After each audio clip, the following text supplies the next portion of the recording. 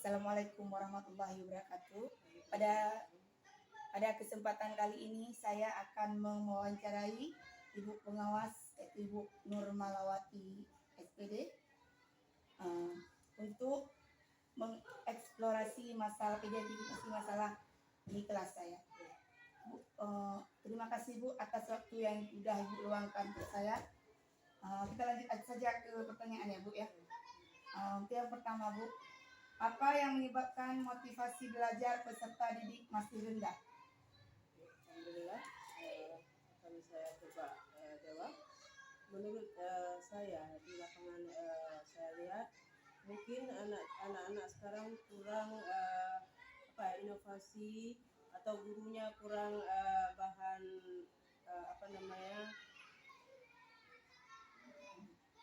bukan bahan ajar tapi Metode?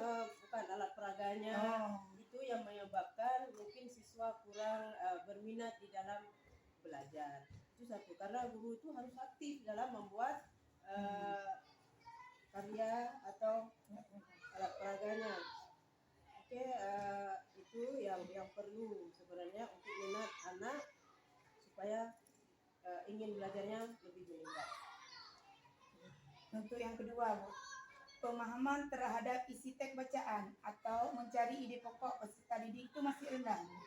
Dapat diketahui ketika kita beri tugas, anak-anak tersebut sulit untuk menemukan jawaban padahal jawabannya sudah ada di buku teks. Itu kira-kira penyebabnya kenapa Bu? Mungkin anak-anak ini kurang literasi atau kurang membaca gitu. Makanya apapun yang dikasih jawaban harus banyak dulu membaca anak-anak biar tahu dah, oh ini soalnya ini jawabannya di sini ya, kamu harus baca ya. Yang ketiga Bu, ketika siswa diberi soal operasi hitung campuran bilangan bulat yang terdiri dari kali, bagi, tambah, kurang, anak-anak ketika keempat operasi hitung tersebut dibuat soal, mereka tidak bisa menjawab. Tapi ketika dipisah-pisah, mereka bisa jawab. Itu kenapa Bu? Mungkin pertama mungkin ya karena di matematik itu harus ada juga alat peraganya. Kalau kita pisahkan dengan apa yang tadi, mungkin anak lebih berminat, tahu dia membilah-bilahkan. Tapi kalau dicampur-campur itu anak mungkin agak bingung ya dia. Nah, itu menalarnya Bu ya. Menalarnya dia kalau kita pisah-pisah itu mungkin dia lebih mudah.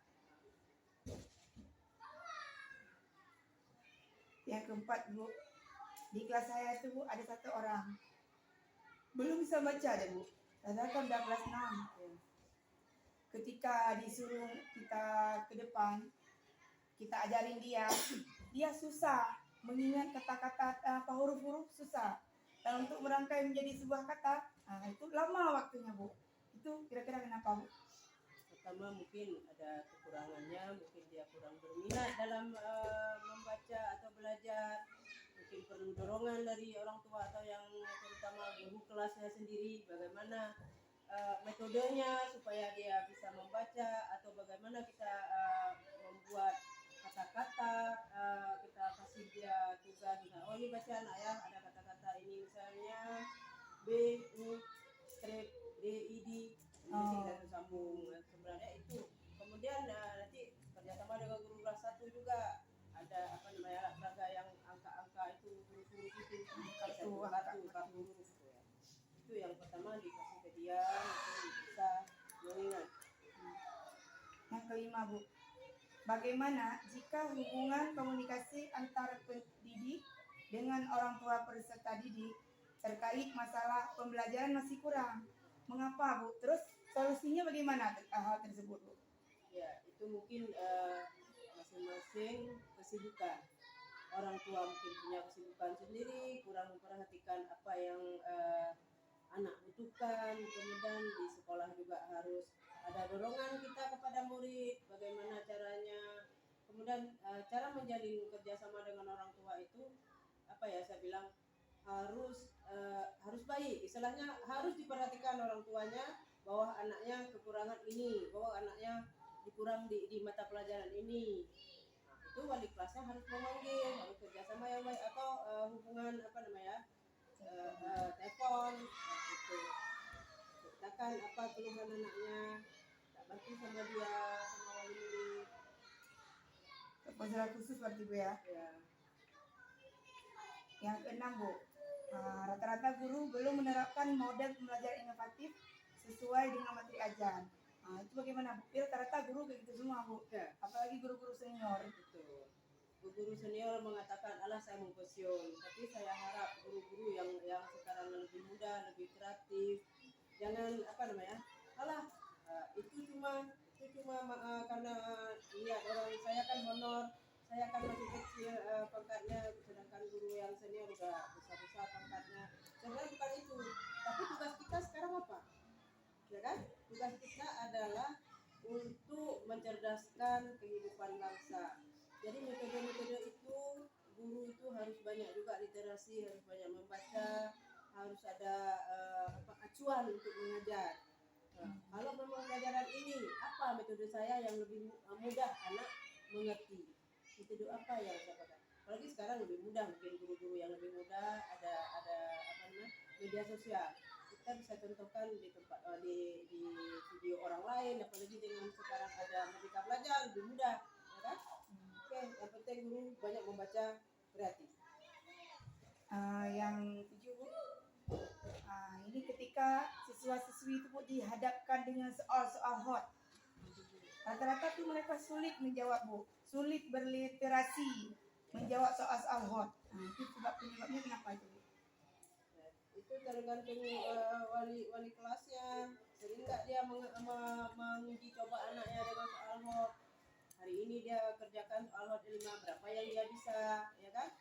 Kemudian anak-anak juga harus banyak dikasih membaca atau literasi tentang soal-soal hot tersebut. Bahannya di sini, soalnya ini yang keluar, jadi kamu harus membaca di sini, kemudian kamu menjawab soal. Arti pembiasaan Bu ya. Ya, kita harus melatih selalu dengan soal-soal hot. Apakah hari ini pelajaran apa, besok apa. Terus yang terakhir Bu, di era digital ini guru dituntut untuk bisa menguasai IT, tapi masih banyak kita temukan guru belum maksimal dalam memanfaatkan teknologi tersebut Bu. Mungkin apalagi faktor usia guru senior. Faktor usia yang pertama bagi guru senior. Kemudian bagi guru yang lebih muda mungkin tidak memiliki laptop, karena kalau kita fasilitas, karena kalau kita bilang HP sekian juta, untuk laptop mungkin dia alami berhadapi semua bisa dengan HP sekarang. Sebenarnya lebih mudah kita kerjakan, apalagi kalau misalnya kita bilang PMM sekarang kan, itu lebih mudah dengan laptop.